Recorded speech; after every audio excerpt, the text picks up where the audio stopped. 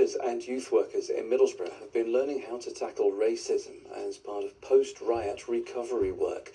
The We Are Middlesbrough training programme aims to give teachers the tools to recognise and to challenge hate presented by young people in the town.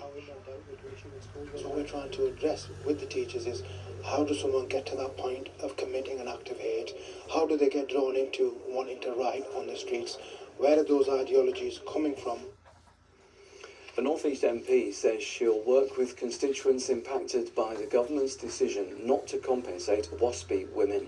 Yesterday, ministers decided for a second time that many women born in the 1950s will not get compensation over how changes to the state pension age were communicated. Many of the women born in the 1950s, they faced difficult times, many of them finishing work early to care for people, many of them struggling, and I cannot but recognise that difference and feel for them. Health bosses have ruled out the return of A&E services to Hartlepool's hospital. It closed back in August 2011 after an 8-year fight by campaigners. Since then, there have been calls for the facility to return. The University Hospital's Tees says figures show it wouldn't treat enough patients to be sustainable.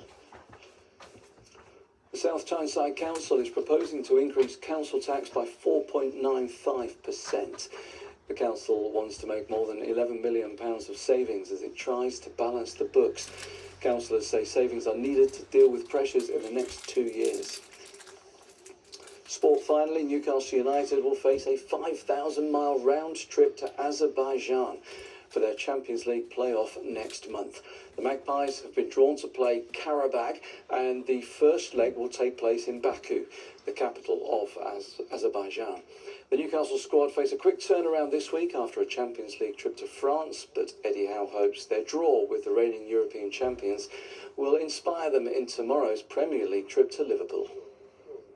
That's a high elite game that we had on Wednesday. I mean, you could feel that from very early in the game, how good Paris were, and then how good we had to be to stay with them in that game. So I think we've proved that we can play away from home. There should be no fear in that from us, but the consistency, week in, week out, that's where we've got to get to.